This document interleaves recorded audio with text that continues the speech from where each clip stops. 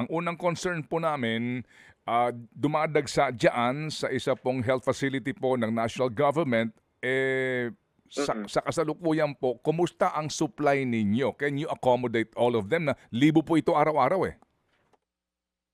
Yes, Manong Ted, nagsimula po 'yan nung nagkaroon tayo ng report, no, yung hindi nakabalik after the first dose tapos sa kasamaang palad ay pumanaw. Kaya tumaas po yung awareness. Alam po namin na mababa ang 800, umaabot ng mga 2,000, 3,000 per day. Ayon na rin sa ulat ng ating chief of hospital.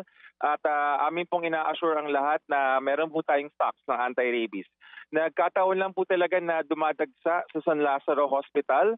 And ang tinitingnan na nga po namin susunod na step is yung patient appointment system na dineploy namin para sa mga buntis sa Pabella at sa PLHIV dyan sa San Lazaro ay inaaral na at soon i-deploy na para itong bilang na to. Kasi po yung iba, Manong Ted, para bang madaling araw pa lang dumadating tapos sa gabi na umuwi. So we want to lessen that situation po.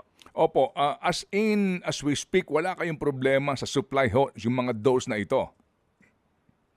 Wala po, Manong Ted. Nagkataon po na ang pinakakilala po kasi pagdating sa animal bite and other infectious diseases and tropical diseases, si San Lazaro Hospital.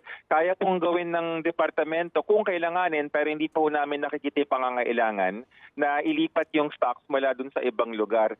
Sa katunayan po kaya nga nagkaganyan dahil maraming LGU ang hindi nagpo-procure, hindi bumibili ng mga anti-rabies supplies kaya kinukulang. Pero sabi nga po namin, habang hindi pa nangyayari yon na nakalagay naman sa batas, sige kami na lang muna.